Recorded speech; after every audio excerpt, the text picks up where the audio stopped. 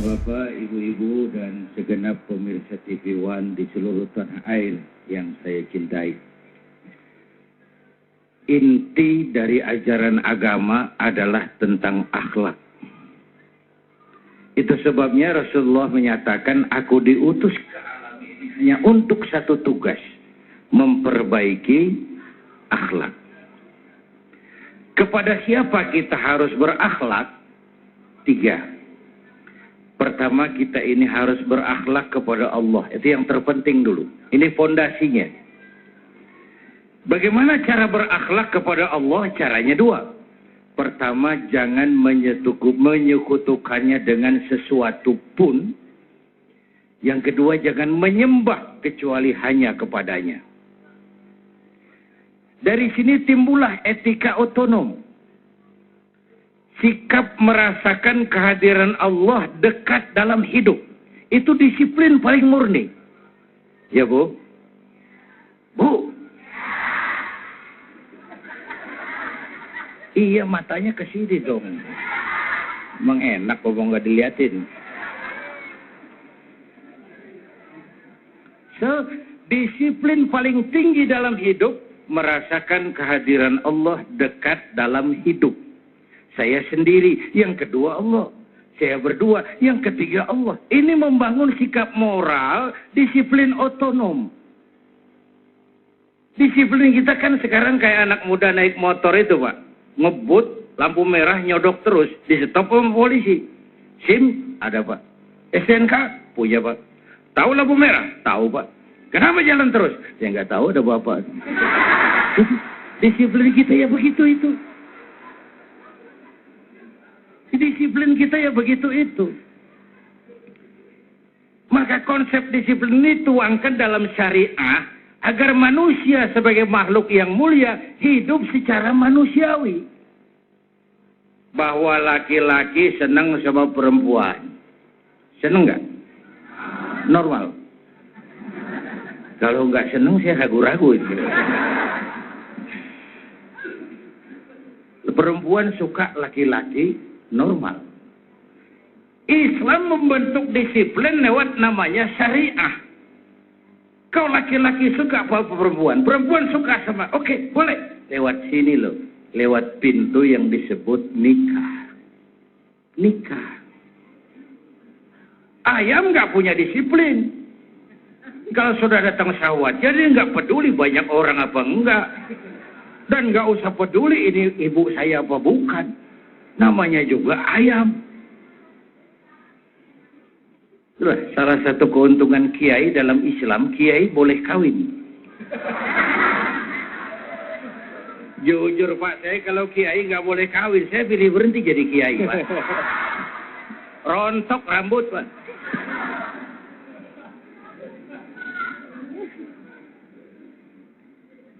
Manusia sebagai makhluk yang terhormat, hidup secara terhormat lewat pintu sakral yang disebut nikah. Nikah dengan perempuan yang baik kamu. Jangan seperti ayam tuh kawin tiap hari nikah nggak mau. Nikah. Ini pintu ke arah kehidupan yang berakhlakul karimah. Jadi nikah itu bukan sekedar untuk kebutuhan biologis, bukan sekedar memperturutkan hawa nafsu. Dia pintu sakral yang mengatur disiplin manusia agar manusia secara mulia hidup dengan kemuliaan dan yang terpenting punya rasa malu. Ini kan yang tipis di negeri kita ini, budaya malu.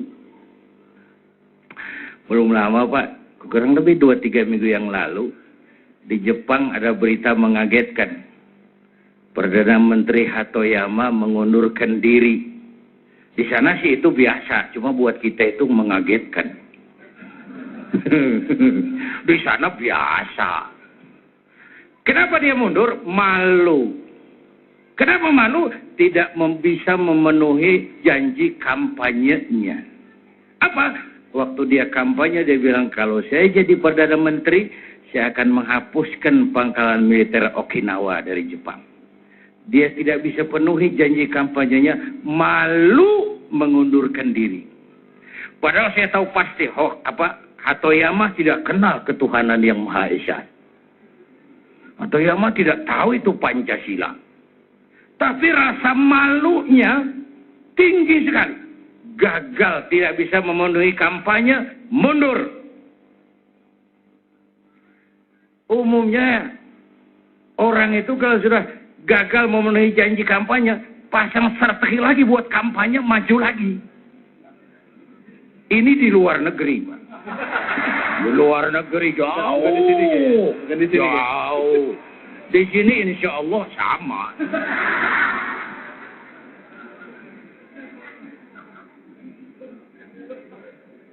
Di Jepang, kereta api tabrakan, Menteri Perhubungan mundur. Kenapa? Malu. Di kita, petugas palang pintu dipecat. Jadi jauh levelnya dari petugas palang pintu ke menteri. Kenapa? Yang laris di negeri kita apa? Kambing hitam. Itu laris sekali, Pak. Orang banyak beli kambing hitam. Apalagi tukang kompor. Laris. Tukang kipas. Itu pasarannya tinggi di Indonesia.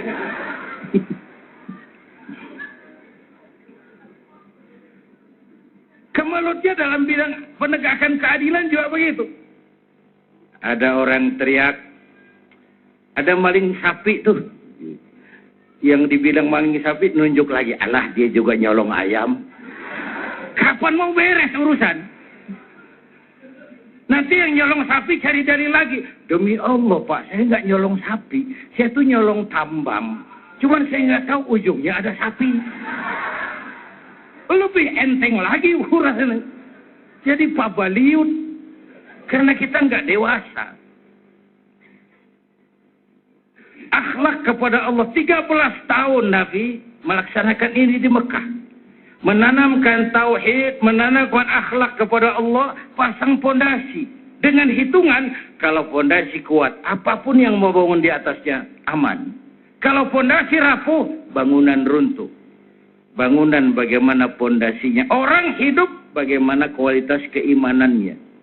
Kita tidak mungkin membendung teknologi modern.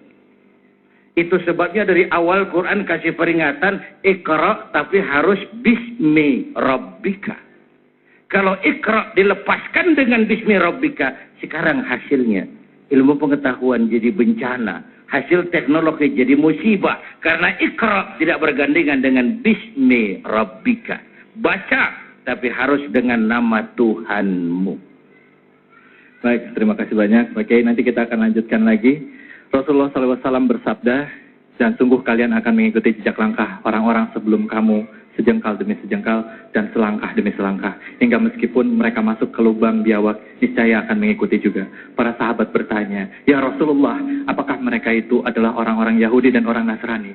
Rasulullah menjawab, siapa lagi kalau bukan mereka? Ya, pemirsa Damai Indonesiaku akan segera kembali. Kita akan membahas lagi tentang bagaimana perzinahan dan juga budaya di Indonesia ini sudah mulai meninggalkan nilai-nilai Islam. Jangan kemana-mana, tetaplah di Damai Indonesiaku. Allah Subhanahu wa taala berfirman, A'udzu billahi minasy syaithanir rajim. Bismillahirrahmanirrahim. Wa la taqrabuz zina innahu kana fahisha. Innahu kana fahishatan wa sa'a sabila. Shadaqallahul azim. Janganlah kita semua, kalian semua mendekati perbuatan zina, karena sungguhnya perbuatan zina itu adalah merupakan perbuatan yang keji dan seburuk-buruknya jalan. Mudah-mudahan kita dilindungi Allah dari perbuatan yang jelek, yang buruk tersebut. Di malam ada bola di TV? Ya ingat dong, masa ya lupa. Kalau gitu ingat juga kan lagu Selamat Ulang Tahun?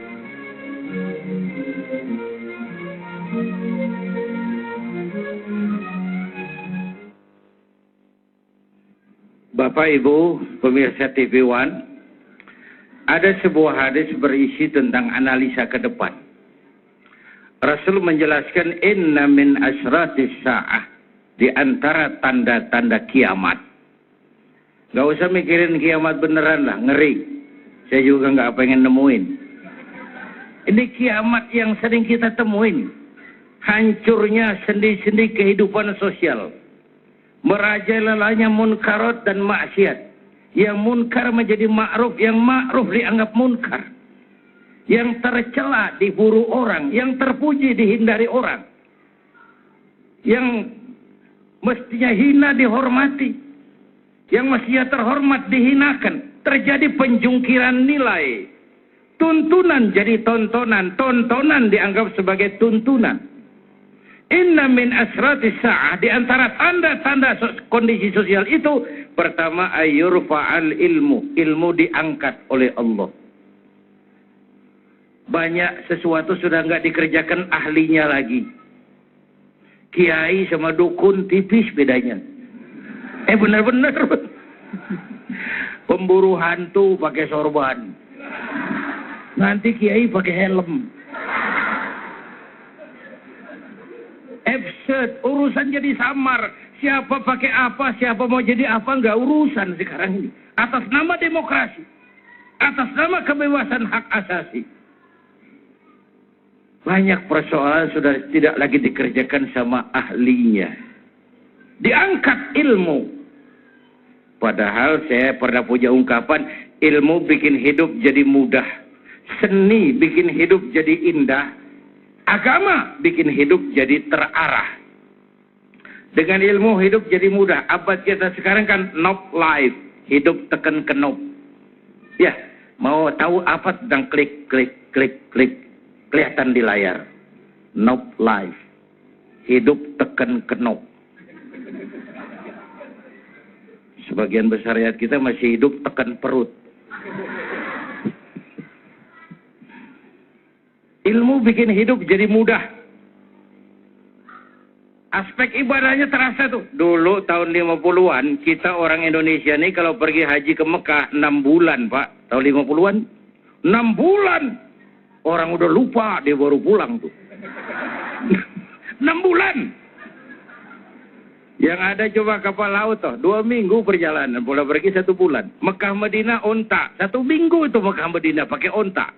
Sekarang orang berhaji cukup 1 bulan. Kenapa? Ada ilmu yang bikin Boeing motong waktu 5 bulan.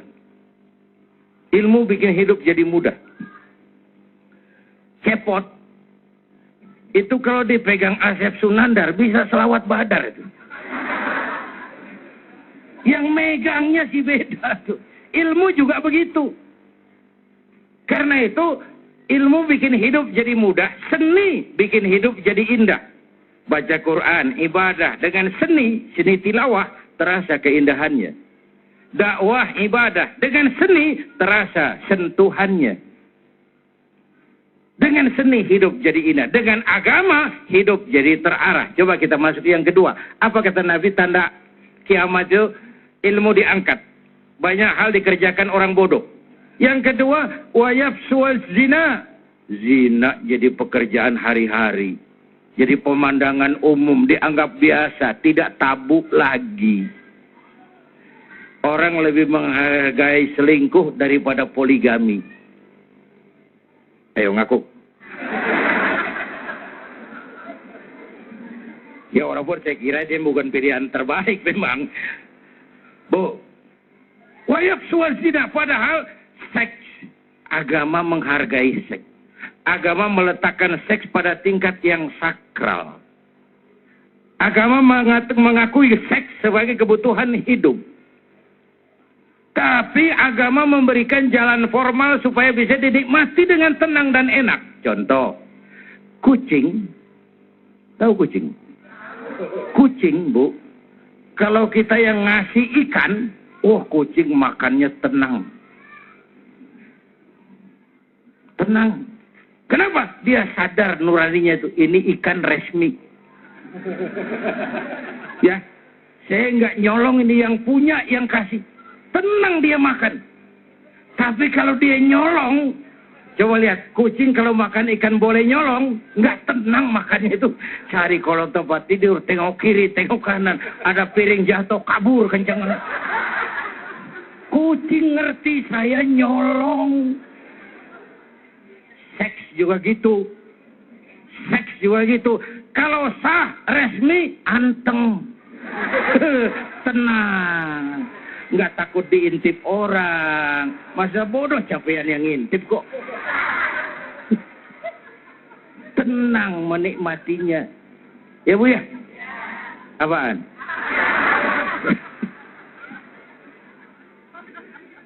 Coba Quran bicara seks itu sopan sekali bahasanya. Coba Pak. Nisa'ukum harsul lakum. Masya Allah Quran tinggi bahasanya, sopan kalimatnya, dalam filsafatnya. Istrimu adalah sawah ladangmu. Ya Allah. Sawah. Istrimu adalah sawah ladangmu. Cangkulah sawah ladangmu menurut cara yang kamu suka. Teknik mencangkul terserah kamu.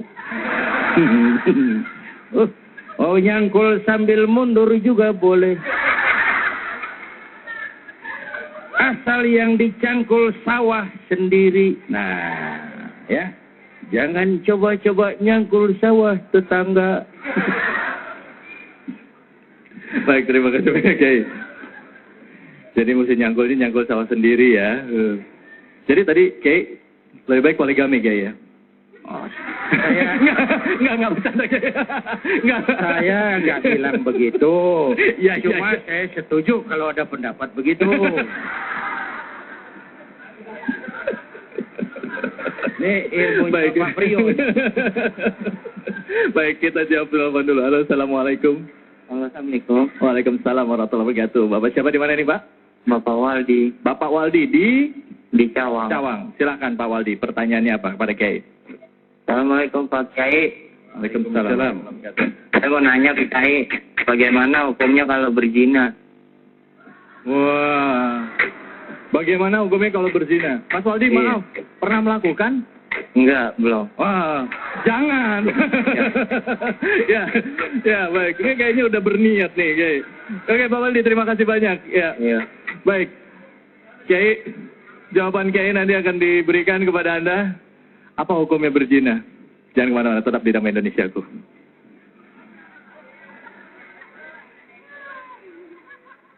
Allah Subhanahu wa taala berfirman dalam surat An-Nur ayat 31. Katakanlah kepada wanita-wanita yang beriman, hendaklah mereka menahan pandangannya dan memelihara kemaluannya, dan janganlah mereka menampakkan perhiasannya kecuali yang memang biasa tampak daripadanya, dan hendaklah mereka menutupkan kain kerudung ke dadanya, dan janganlah menampakkan perhiasannya kecuali kepada suami mereka.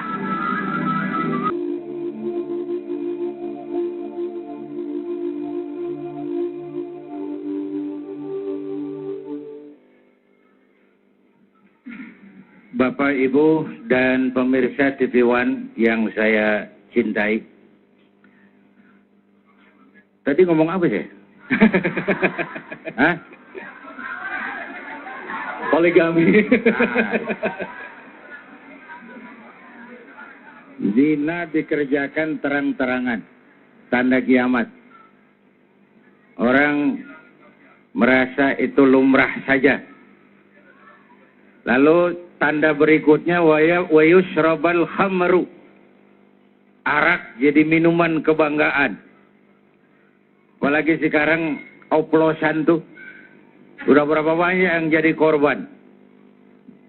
Dan ini terus terang saja tidak kurang peran dari apa yang namanya media.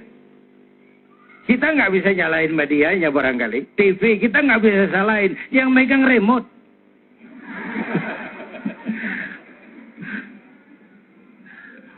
Anak-anak kita dulu saya remaja dilarang nonton gampang. Kunciin pintu, kletek lu keluar kamar patah kaki lu. Aman. Sekarang anak kita gimana ngunciin pintu filmnya masuk ke kamar? Ini abad informasi, nggak ada yang bisa dibendung. Kita yang harus punya filter. Anak-anak kita kok salah milih idola. Idola kita itu tidak lain baginda Nabi. Mengapa beridolakan sesuatu yang rentan? rentan dengan pergaulan bebas, rentan dengan kawin cerai, rentan dengan perzinaan. Kok yang kayak gitu dijadikan idola?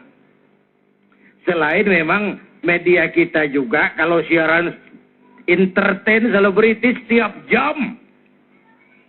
Tiap jam. Kalau siaran dakwah, minus, Pak. Minus. Saya pernah satu stasiun nawarin kiai, masih berkenan nggak pengantar buka? Berapa lama? 7 menit. Terus potong iklan 4 menit. Jadi saya ngomong 3 menit. Iya, yang lain aja deh. Loh kenapa kiai? Bukan kenapa, 3 menit mas. Assalamualaikum, assalamualaikum, habis.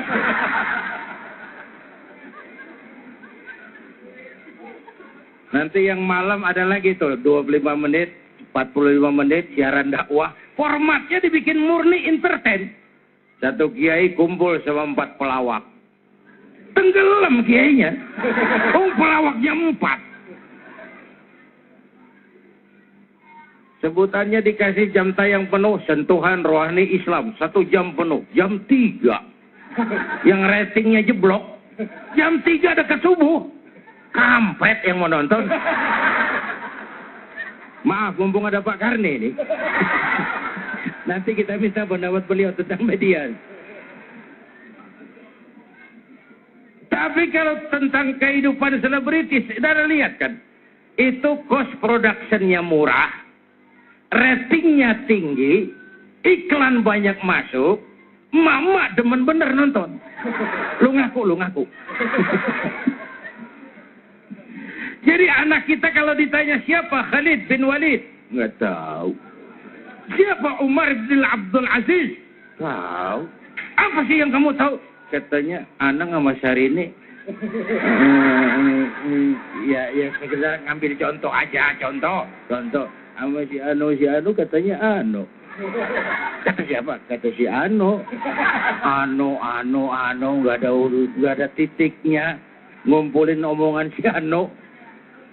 Anak-anak kita sering matang lebih cepat dari waktunya karena pengaruh media. Kita orang-orang tua harus punya filter. Dan filter paling baik tadi kembali kepada akhlak kepada Allah Subhanahu.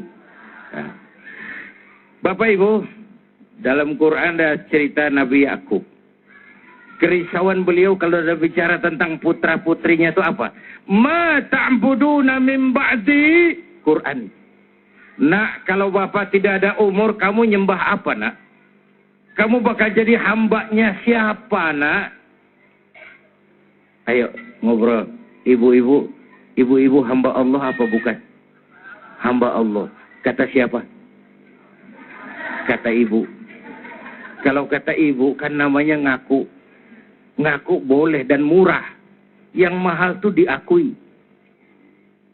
Yang mahal itu diakui. Ibu kenal Presiden SBY? Kenal. Presiden SBY kenal sama ibu? Ngaku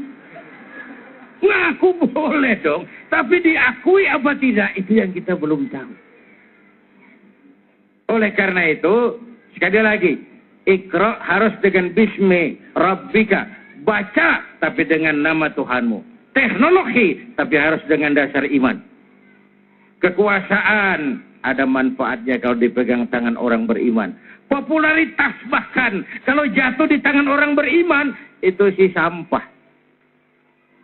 Tapi kalau dinikmati itu racun. Ibu tahu racun? Tahu racun? Lawannya madu. Lawannya, ibu kalau ada racun ada madu, ibu pilih di racun apa di madu?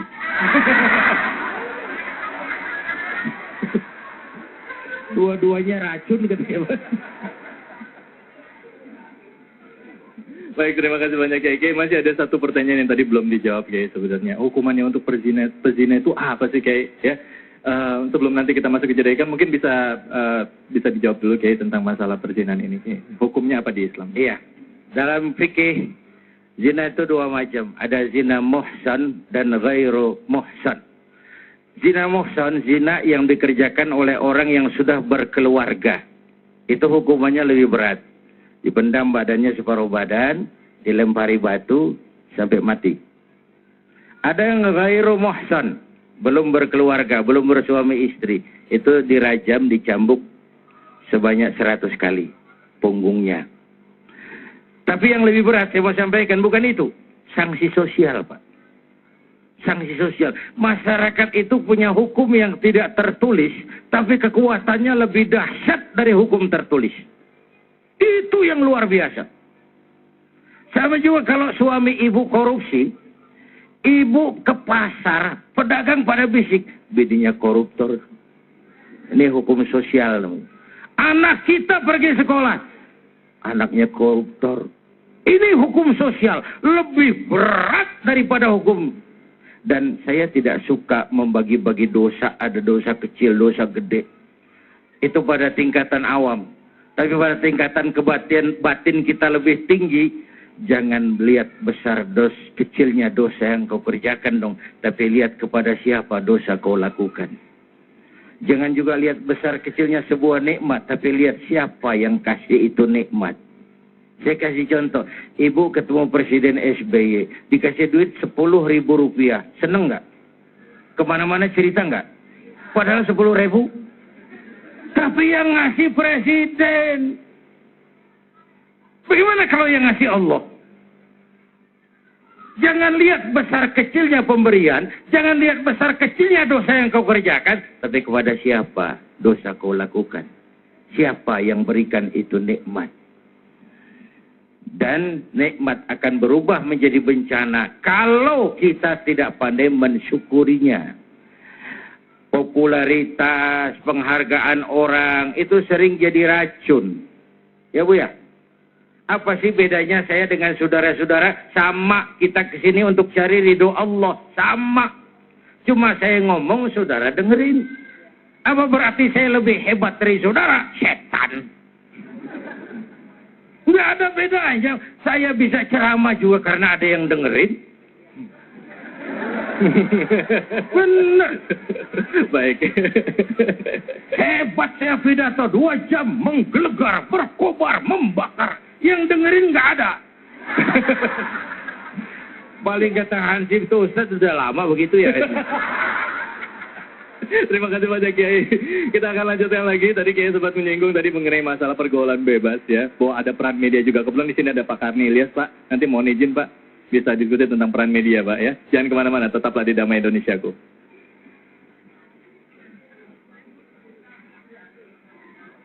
Allah Subhanahu wa taala berfirman dalam surah An-Nur ayat 4. Dan orang-orang yang menuduh wanita yang baik-baik berbuat zina dan mereka tidak mendatangkan 4 orang saksi, maka deralah mereka yang menuduh itu 80 kali derah.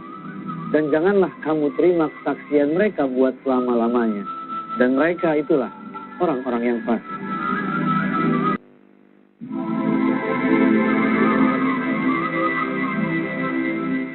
Raisya Ali Said mungkin menjadi salah satu korban penculikan yang paling menyita perhatian media massa. Agustus 2007, Raisya yang berusia 5 tahun diculik saat dibonceng pembantunya dengan menggunakan sepeda motor.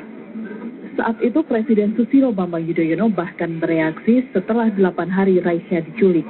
Dalam pernyataannya, Presiden minta penculik segera membebaskan Raisya. Siapapun yang membawa Raisya untuk melakukan sesuatu yang terbaik, saya ketuk hatinya agar dalam waktu yang tidak terlalu lama Raisya bisa kembali ke orang tuanya. Polisi berhasil menyergap 5 orang penculik di sebuah pom bensin dan menemukan Raisya setelah diculik selama 10 hari. Bagus Khaidiriki berusia 3 tahun, warga Mangga Besar, Jakarta Pusat, dibawa kabur tetangganya sendiri. Bagus ditemukan bersama tersangka di sebuah musola dan lagi-lagi berdasarkan laporan masyarakat. Menurut polisi, pelaku penculikan akan menjadikan korban sebagai pengamen jalanan. Bagus ditemukan setelah hilang selama 24 jam.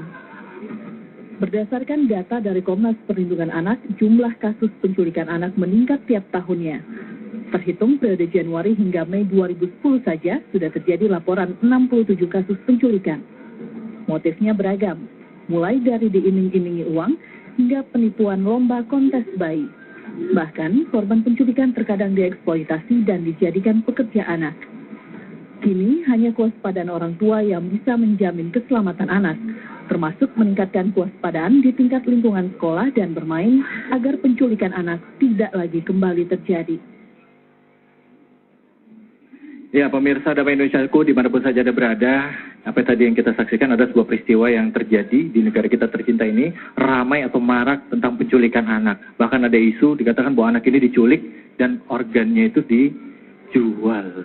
Nah, sebenarnya masih ada kaitan juga dengan apa yang kita bicarakan tentang masalah berjanji, mana peran keluarga ini begitu penting. Di mana peran orang tua dalam mendidik anak, mengawasi anak begitu penting. Tapi kadangkala kita sering bingung gitu. Kita sudah mendidik anak kita, memasukkan anak kita dalam sekolah yang mungkin muatan agamanya sudah terjamin. Kita di rumah juga sudah mendidik anak kita untuk sholat. Kadangkala kita berkomunikasi sama anak kita. Tapi kenapa kok masih ada aja kecolongan?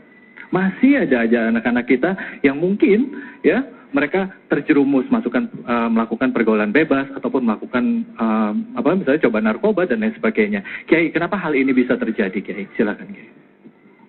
Bapak Ibu dan pemirsa TV One yang saya hormati, memang banyak gejala sosial yang membuat kita risau. Perzinahan, pemabukan, perjudian, penculikan, itu semua melantunkan sebuah pertanyaan yang ringkih. Kemana moral kita sebagai bangsa? Sedang menuju kemana kita? Dan akan sampai kemana kalau seperti ini fenomenanya? Karena itu memang benteng paling utama lagi-lagi adalah rumah tangga. Dan peran utama di rumah tangga sebenarnya suami istri, tapi ibu lebih banyak berperan. Islam mengangkat perempuan sebagai tiang negara karena fungsi ini. Ibu kenal Siti Aminah? Tahu ya? Iya, kenal di mana kenalannya. Itu ibunda baginda Rasul. Aminah, perempuan yang memberikan rasa aman, kedamaian, pengayoman. Kenapa? Ia melahirkan anak pertama tanpa didampingi suami. Suaminya wafat. Sedih hatinya, remuk perasaannya, tapi tegar jiwanya. Dilahirkannya bayi bernama Muhammad dalam tradisi zaman jahiliyah. Jahiliyah itu jahiliyah kompleks. Mabuk, judi, zina terjadi. Dilahirkan anak pertama tanpa didampingi suami. Diasuhnya penuh kasih sayang. Di antaranya jadi orang besar dan dibesarkan Allah. Perempuan. Ibu kenal Mahatma Gandhi? Tahu. Bagus anak-anak. Gandhi itu kecilnya yatim, kurus kayak anak cacingan. Yang tegar tuh ibunya. Gandhi sekolah, nak.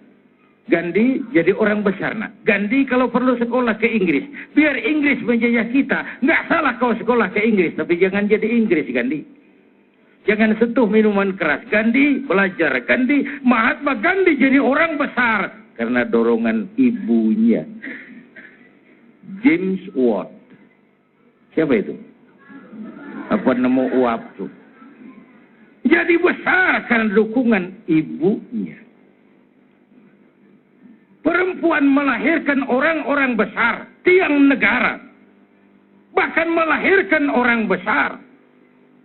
Di Jawa Tengah ada Raden Ajeng Kartini, di Jawa Barat muncul Dewi Sartika, di Bengkulu muncul Fatmawati Soekarno, sang penjahit bendera merah putih itu. Di Aceh muncul Laksamana Malahayati, baru muncul Cut Nyadin, baru setelah itu Cut Keke, Cut Meme, dan Cut Cut.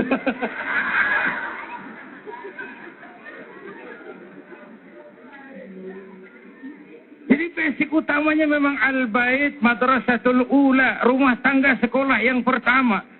Guru anak-anak kita, ibu bapaknya. Ini sekarang zaman kita, banyak orang bisa memberi contoh, tapi sedikit orang bisa menjadi contoh.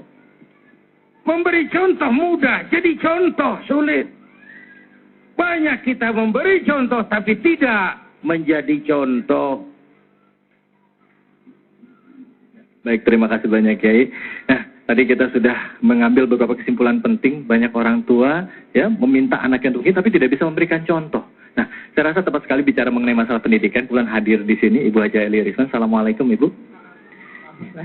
Ibu, bicara mengenai pendidikan Bu. Kadangkala kita sebagai orang tua suka merasa lelah atau letih dalam konteks begini pada saat kita sudah melakukan yang terbaik, tetapi kok seperti yang saya katakan tadi masih saja kecolongan. Kira-kira kekurangannya itu di mana sih Ibu Eli? Apa yang harus kita lakukan?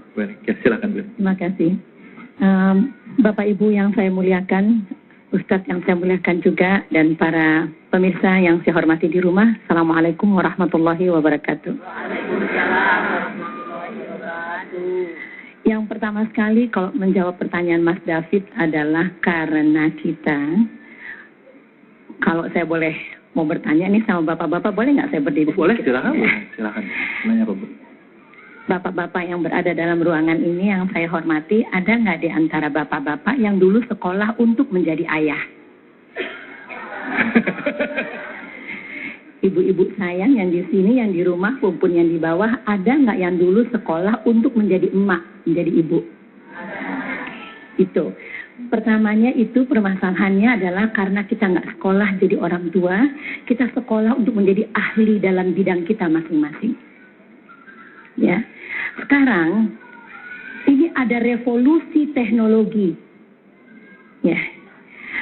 Anak bisa berselancar di dunia mayanya hanya dengan satu buku jarinya, Rp1.000 sehari. Tapi tidak terjadi revolusi pengasuhan menghadapi revolusi teknologi. Sekarang Bapak Ibu pasti semuanya punya handphone, iya kan? Ngasih handphone juga sama anaknya, betul? Oke, sekarang siapa yang bisa kirim bukan SMS tapi MMS?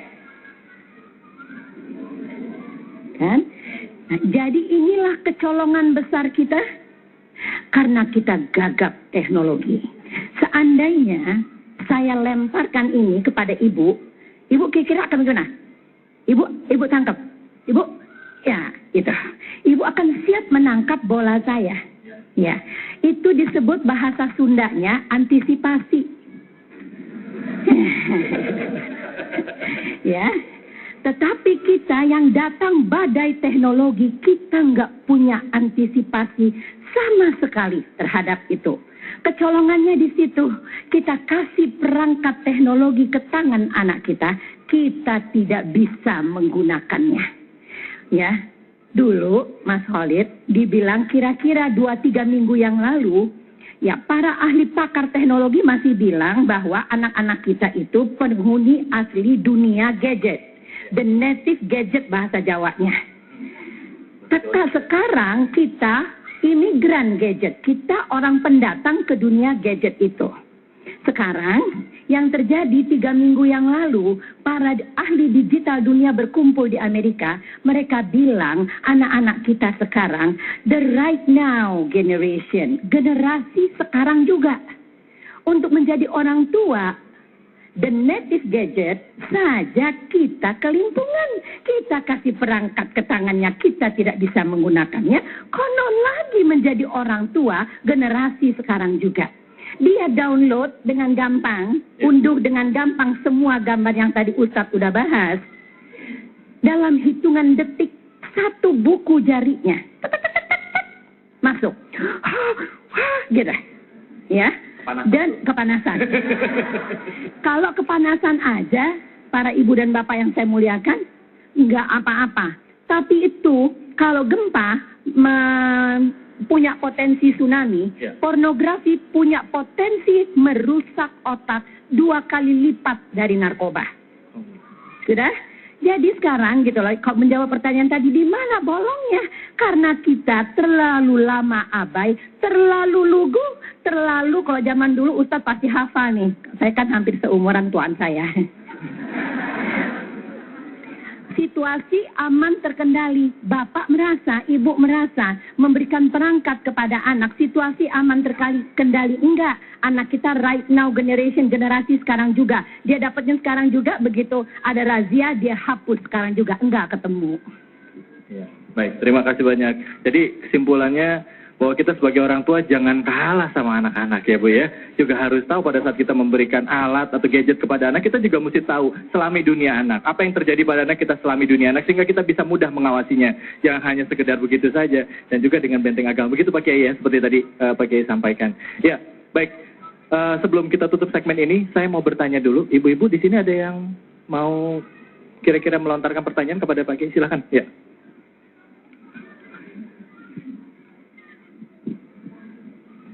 Assalamualaikum warahmatullahi wabarakatuh. Waalaikumsalam warahmatullahi wabarakatuh. Nama saya Nana. Kebetulan tadi Ibu Eli juga barusan membahas mengenai kemajuan teknologi ini ya. Pak Ustadz, tadi kita membahas mengenai masalah perzinahan. Yang kita tahu selama ini yang disebut perzinahan itu sebatas hubungan intim antara laki-laki dan perempuan. Ya. Dengan kemajuan teknologi yang sekarang ini, dengan mudahnya kita bisa berhubungan dengan siapa saja, baik itu sesama jenis ataupun dengan lawan jenis, di mana sekarang ini lagi model-modelnya Pak, untuk kita menyebut lawan jenis kita ataupun siapapun dia dengan sayangku, cintaku, di mana bisa saling merayu. Yang ingin saya tanyakan adalah apakah hal ini bisa dikategorikan sebagai perzinahan? Terima kasih. Baik. Maksudnya kalau chatting itu ngerayu orang ya, lawan chattingnya itu dengan sayangku padahal bukan suami istri gitu. Apakah itu bisa dikatakan sebagai perzinahan gitu? Silakan Mas. Mumpung waktunya masih ada, silakan Mas Dika. Baik, terima kasih. Bismillahirrahmanirrahim. Assalamualaikum warahmatullahi wabarakatuh. Waalaikumsalam warahmatullahi wabarakatuh. Terima kasih atas kesempatan yang diberikan. Nama saya Dika. Ya. Pada Pak Kiai ada yang ingin saya tanyakan, sebagaimana kita tahu bahwa Islam itu agama yang paling sempurna, agama yang paling komplit lengkap. Kita bicara mengenai pornografi dan perzinahan, Islam itu agama yang paling menentang hal tersebut, ya dengan hukum-hukumnya dan lain sebagainya. Nah, kalau yang ingin saya tanyakan, apakah bagaimana caranya ketika hukum ini sudah ada dan sudah komplit lengkap tersebut, ya kan, dan itu tidak diterapkan. Saya sempat kebayang apakah perlu penerapan katakanlah syariah Islam dan sebagainya, karena bagaimana wanita itu berpakaian, laki-laki itu harus melihat dan sebagainya. Karena kalau kita lihat ada aksi, ada reaksi. Kadang kita sendiri Ustadz nggak bisa, ketika di depan kita imannya lagi bagus, di depan kita ada orang lewat pakai bikini, rok pendek, pakai tank top, kadang kita astagfirullahaladzim, cuma pusing kita. Astagfirullahaladzim, Masya Allah, pusing pala kita gitu ya. Saya kebayang ketika semuanya berpakaian rapi, berpakaian bagus, berpakaian, kita juga ada aksi, ada reaksi, karena sebagai psikolog, dalam teori psikologi ada Bu Psikolog, ada Bu Eli, ada mengatakan bahwa laki-laki itu ada mata-mata monyet kalau dalam psikologi sosial. Jadi kadang-kadang kecenderungan untuk melihat dan sebagainya. Mata-mata apa? Mata-mata monyet, sependek yang saya. Itu ada dalam salah satu teori psikologi sosial. Nah, bagaimana menyikapi hal tersebut? Terima kasih. Assalamualaikum warahmatullahi wabarakatuh. Waalaikumsalam warahmatullahi wabarakatuh. Pertanyaan yang luar biasa. Kita takbir dulu. Allahu Akbar. Allahu Akbar. Allahu Akbar. Jangan kemana-mana, kita akan kembali lagi dan nanti kita juga akan bincang dengan Pak Karni seputar peran media. Pak, ditahan dulu ya Pak. Tetap di Damai Indonesiaku. Allah Subhanahu wa Ta'ala berfirman dalam surah At-Tahrim ayat 6. Hai orang-orang yang beriman, peliharalah dirimu dan keluargamu dari api neraka yang bahan bakarnya adalah manusia dan batu. Penjaganya malaikat-malaikat yang kasar, yang keras, yang tidak mendurhakai Allah terhadap apa yang diperintahkan kepada mereka, dan mereka selalu menjalankan apa yang diperintahkan.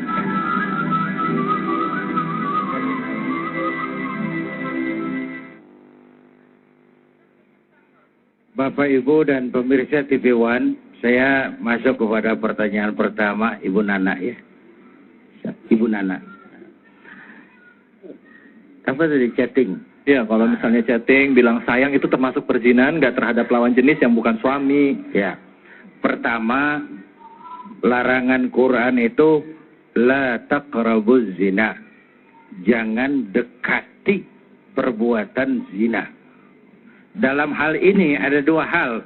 Pertama, zinanya itu sendiri. Yang kedua, hal-hal yang mendekatkan kepada zina. Termasuk ucapan-ucapan yang merangsang. Walaupun itu dianggap zina, tapi bukan zina tadi. Zina ucapan, zina mata. Itu kan ada forum-porsinya sendiri. Saya malah menganjurkan kalau mau menggunakan kata-kata mesra, pakailah di rumah tangga. Untuk suami istri. Karena itu yang dicontohkan Nabi. Kalau baru pacaran ya rentan. Memang pacaran itu, cinta itu kan semua indah. Indah. Tapi bagaimana mempertahankan itu yang dicontohkan Nabi. Coba. Bertahun-tahun menikah dengan Siti Aisyah. Rasulullah memanggil istrinya Humairah. Wahai yang kemerah-merahan. Panggilan yang mendatangkan rasa, mengembalikan keharmonisan yang hilang, mengembalikan kehangatan yang lenyap. Justru suami istri yang harus pakai kalimat merangsang, Bu. Bu. Bu. Biasakan semua bapak ya anak-anak. Nabi bertahun-tahun menikah, manggil Aisyah Humairah, wahai yang kemerah-merahan. Cantik kali panggilannya. Kita kadang-kadang jujur tapi nyakitin. Istrinya hitam, sini hitam.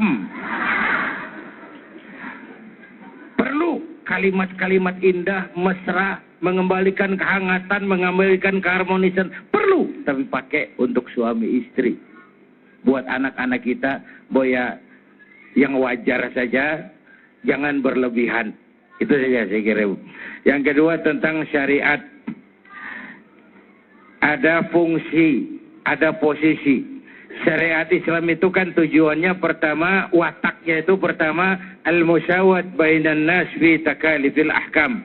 Semua orang sama dalam berhadapan dengan hukum. Kalau ini watak syariat, ini jugalah tujuan kita membangun negara hukum. Yang kedua, syariat itu punya watak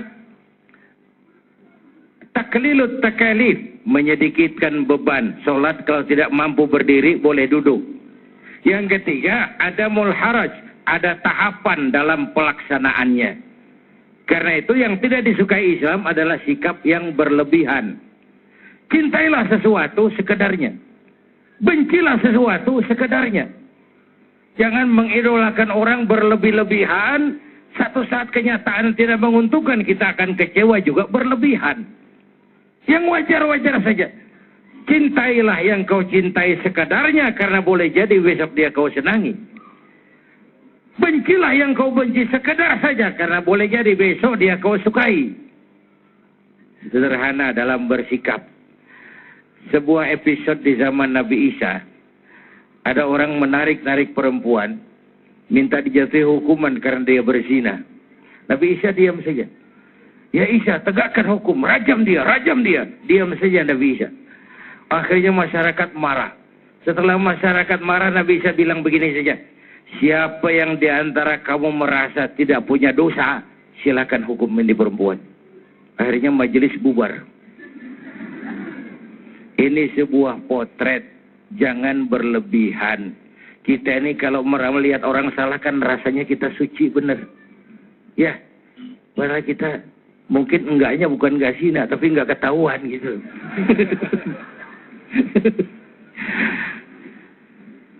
Ya, Bu. Yang salah kita perbaiki, yang belum tahu kita beri penjelasan. Dan tetap basicnya harus kepada nilai moral. Satu hari, ini kasus kesalahan. Rasul sedang kumpul di masjid bersama sahabat. Nggak usah bayangkan masjid kita lah. Di masjid zaman Rasul, tiangnya batang kurma, batasnya pelepah kurma dilengkung-lengkung. Sedang ngobrol dengan beberapa sahabat, Ja'al Arabul Badiyah. Datang orang Arab kampung. Nggak ngerti akhlak masjid, masuk aja jelonong, nggak pakai assalamualaikum, cari pojokan masjid, kencing. Sahabat gergetan, Umar cabut pedang, mau dipedas. Kata Nabi, da'hu ya Umar, biar dia selesaikan kencingnya, biar Umar, biar. Duduk Umar, selesai kencing dipanggil sama Nabi Arab ini. Sini, Mas. Arab dari Jawa. Saya dengerin aja, kenapa sih? Ini masjid, tempat suci, nggak boleh kencing di sini, Mas. Nah, kalau niki boten ngertos ya Rasul. Ya nggak apa-apa, kalau nggak ngerti besok jangan diulangi ya. Nggih Rasul, matur nuwun sangat loh iki. Merasa diselamati. Umar, saya ya Rasul, coba ambil air, cari ember, siramin. Kata Umar, brengsek lu. Yang kencing gue yang nyiramin. Tapi saya lihat dua sisi di sini dari watak syariat Nabi. Pertama, ini orang nggak tahu. Yang nggak tahu kasih tahu. Caranya baik-baiklah. Orang belum tahu. Lain kalau orang sudah tahu. Ya. Mungkin juga.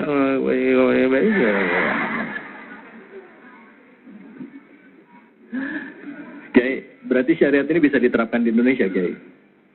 Ya kalau tidak bisa, dalam kehidupan. Kita nggak bicara Indonesia. Tidak dalam hukum. kehidupan. Oh, Oke, baik. Kalau kita bicara Indonesia nanti jadi debatable.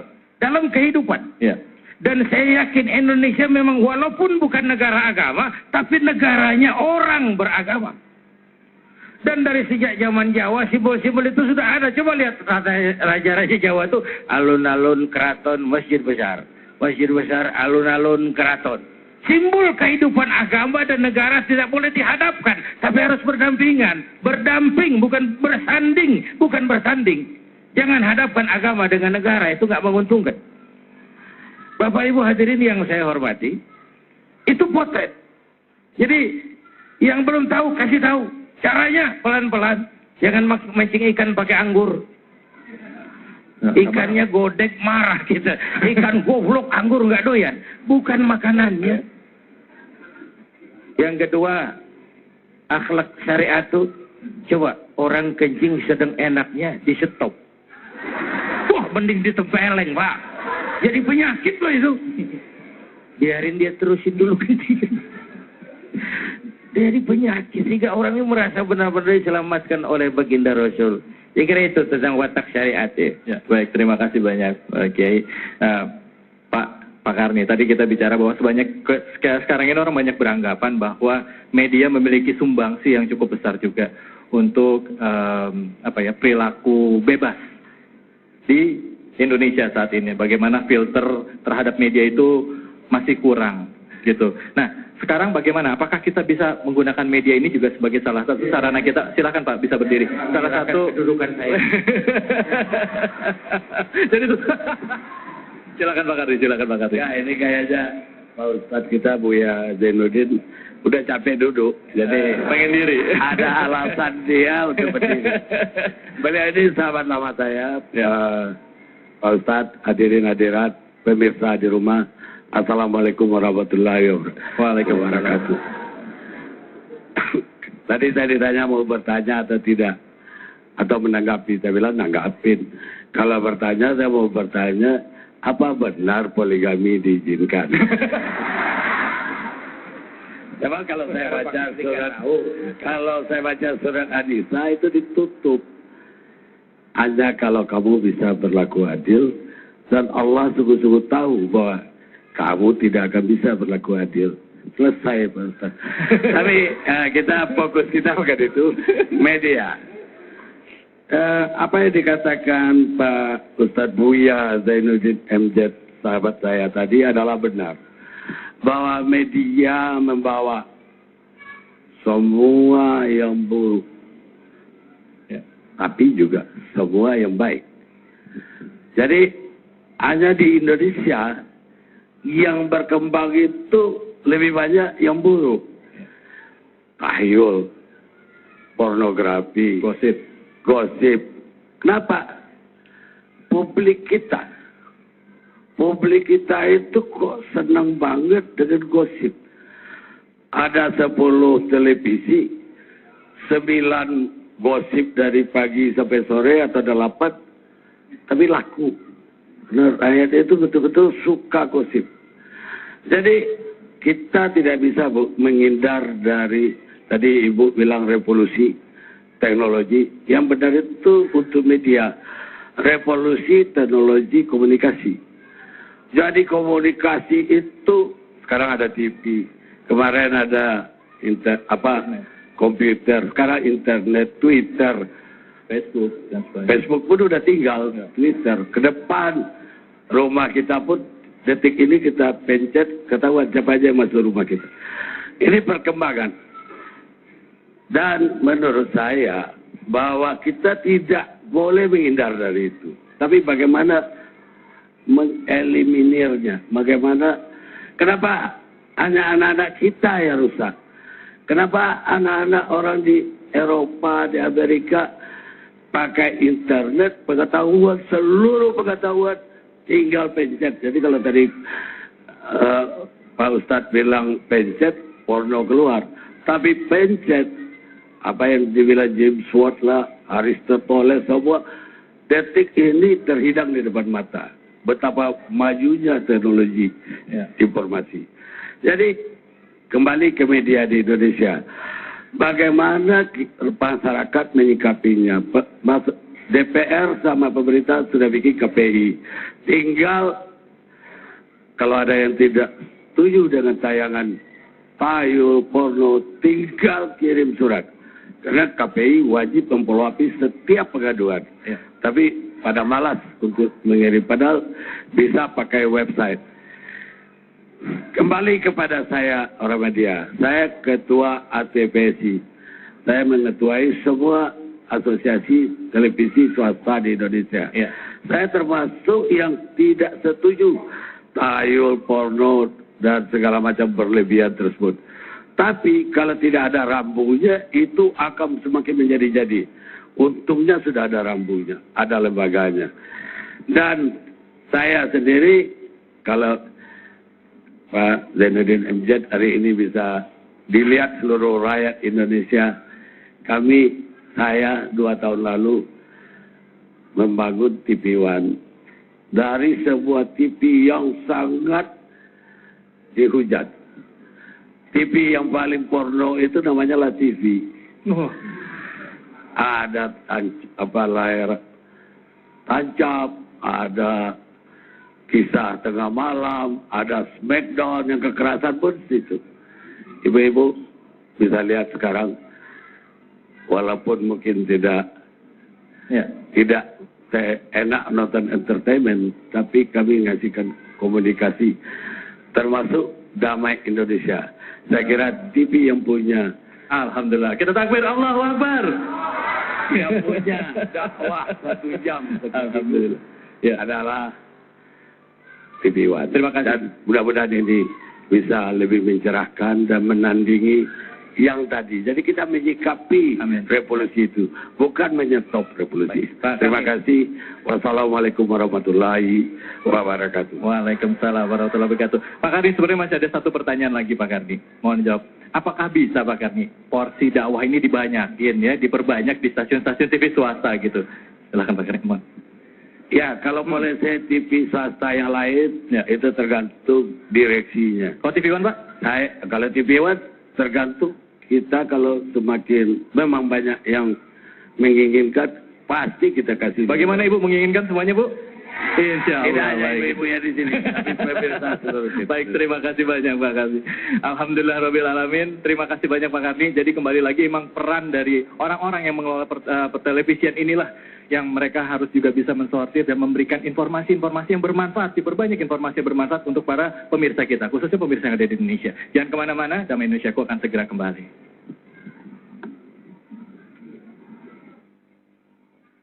Sayyidina Ali bin Abi Thalib karramallahu wajhah pernah berpesan, jadikanlah agama itu sebagai benteng bagi negaramu dan syukur sebagai penjaga bagi nikmatmu. Maka setiap negara yang dibingkai oleh nilai-nilai agama tidak akan pernah terkalahkan. Dan setiap nikmat yang dijaga oleh rasa syukur tidak akan pernah hilang.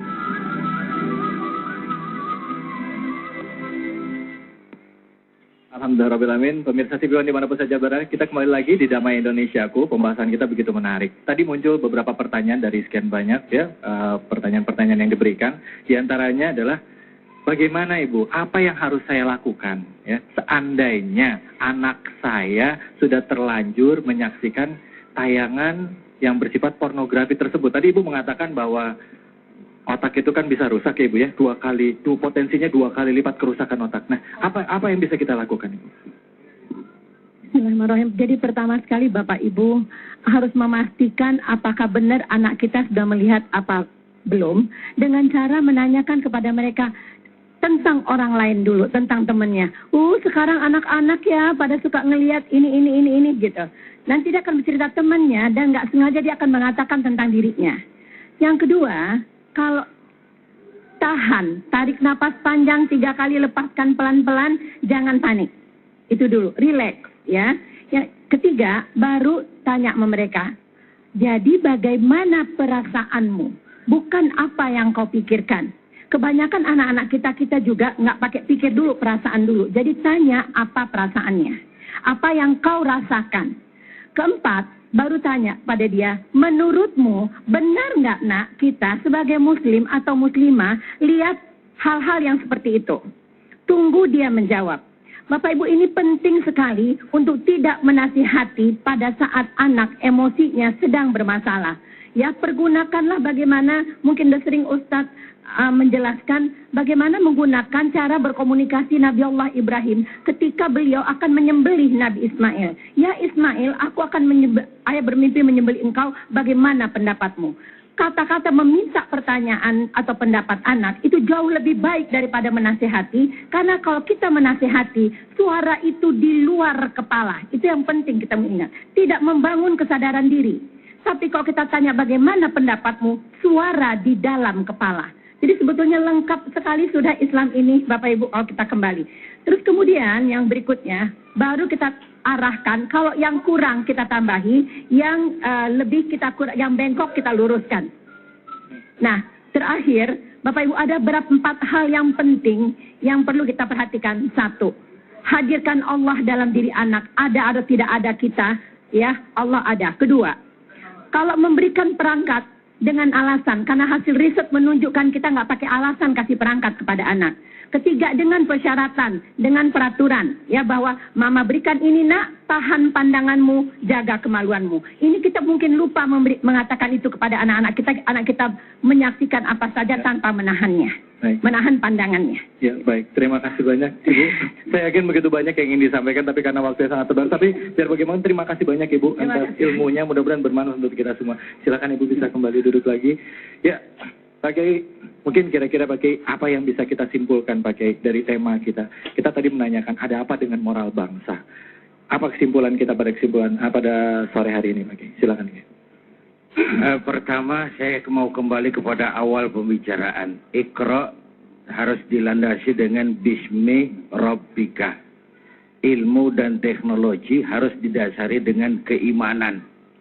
Benar kita diperintah untuk Iqra, untuk tahu banyak hal.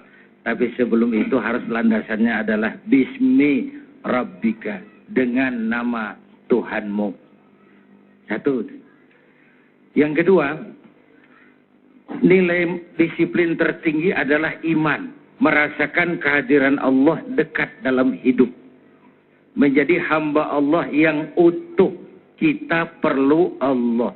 Dan ada keyakinan bahwa hidup dalam syariat Allah itu hidup mulia dan terhormat.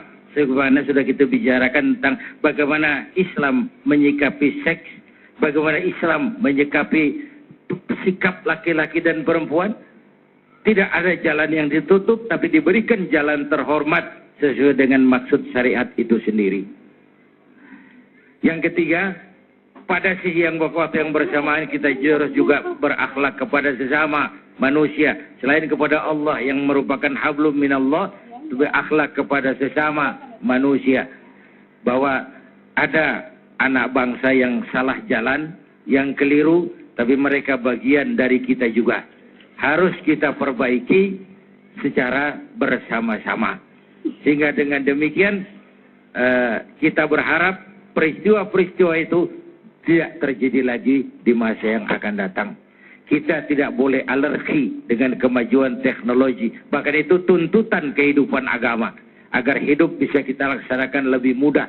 Tetapi lagi-lagi, the man behind the gun.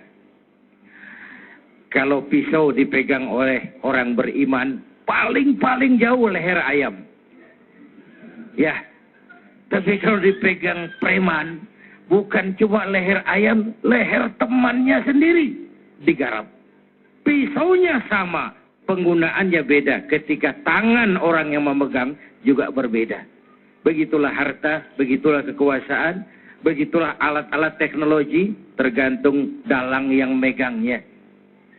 Kekuasaan kalau dipegang tangan orang beriman jadi rahmah. Kalau dipegang orang jauh dari iman ya Fir'aun. Harta kalau jatuh ke tangan orang beriman jadi rahmah. Tapi kalau dipegang tangan orang jauh dari iman ya jadi korun. Ilmu pengetahuan kalau jatuh ke tangan orang beriman mendekatkan diri. Tapi kalau jatuh ke tangan orang jauh dari iman menjauhkan diri. Menjauhkan diri dari Allah. Ingat lamunan Dr. Arthur Clarke tahun 2010 katanya. Bentar ini 2010 sudah kita lewati, benar sekarang. Kita sudah hidup dalam abad mechanical educator. Mesin yang bisa ngajar. Sebentar lagi guru akan bangkrut. Dosen gulung tikar. Manusia belajar dari mesin. Tahun 2030 katanya manusia mendekati kecepatan cahaya. Tahun 2040 manusia melakukan penerbangan antar planet. Interstellar flight. 2050 manusia sudah bisa melakukan climate control, ngatur musim. Bayangin kalau musim sudah diatur, umur dunia di tangan manusia. Tahun 2100 akan terjadi puncak kemajuan ilmu. Manusia tidak perlu mati. 2100 itu sudah ditemukan human immortality, kekekalan manusia. Para dokter sudah sedemikian jeniusnya sehingga ditemukanlah sejenis pil anti malaikal maut. Kira-kira. Sampai situ kita kembali ke Quran. Kalla innal insana la yatgha ar-ra'ahus. Manusia sering lupa diri kalau melihat berada dalam kondisi yang mapan. Manusia sering lupa diri kalau merasa kondisinya mapan. Baik kemapanan itu karena popularitas, dikenal orang, karena kekayaan, karena kedudukan. Dikala itu orang mengalami proses degradasi. Kan banyak juga dalam politik orang waktu di bawah teriak, berantas korupsi, ganyang korupsi. Cuma karena belum dapat kesempatan. Begitu naik lebih gila dari yang diteriakin. Itu terjadi di mana saja. Terjadi di proses peluncuran nilai, proses degradasi namanya. Ya. Kehilangan idealisme awal tempat dia berangkat dulu. Dan itu Quran sudah mensinyalir kemajuan ilmu. Iqra kalau lepas dari bismi rabbika akan mengakibatkan manusia mengalami proses degradasi. Baik. Kira ini. Terima kasih banyak Pak Kiai. Kesimpulannya nanti kita akan berdoa bersama. Jangan kemana-mana, tetaplah di Damai Indonesiaku. Allah Subhanahu wa taala berfirman di dalam surah Al-Ahzab ayat 21. Bismillahirrahmanirrahim. Laqad kana lakum fi Rasulillahi uswatun hasanah liman kana yarjullaha wal yawmal akhir wa dzakarallaha katsira. Allah Subhanahu wa taala berfirman, sesungguhnya telah ada pada diri Rasulullah suri tauladan yang baik bagi orang-orang yang mengharap rahmat Allah dan kedatangan hari akhir, dan mereka senantiasa mengingat Allah.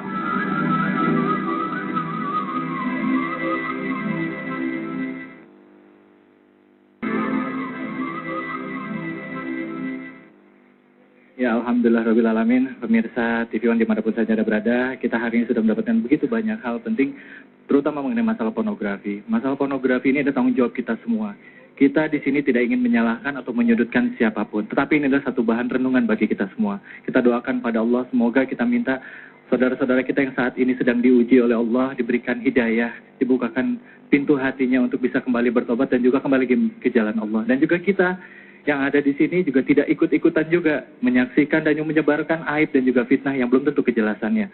Dan juga kita harus menjaga keluarga kita, membentengi keluarga kita dengan kasih sayang, mengawasi anak-anak kita, benar-benar coba selami dunia anak-anak kita, sehingga benar-benar tanggung jawab itu benar-benar kita bisa pegang sebagai orang tua untuk membangun bangsa Indonesia ke depannya.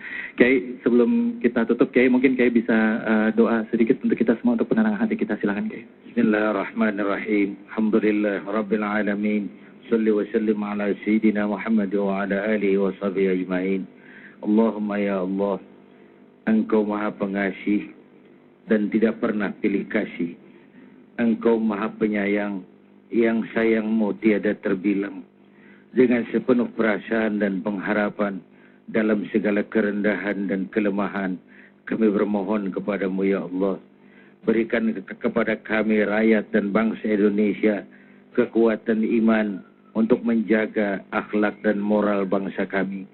Tautkan hati kami, satukan langkah kami untuk menapak menuju hari esok yang lebih baik dan pasti. Ya Allah, jauhi kami dari pengaruh negatif yang diakibatkan oleh kemajuan teknologi. Ya Allah, selamatkan anak-anak muda kami, generasi muda kami di dunia ini dan di dunia akhirat nanti. Berikan kepada kami pemimpin-pemimpin yang takut kepadamu dan sayang kepada kami. Rabbana atina fid dunya hasanah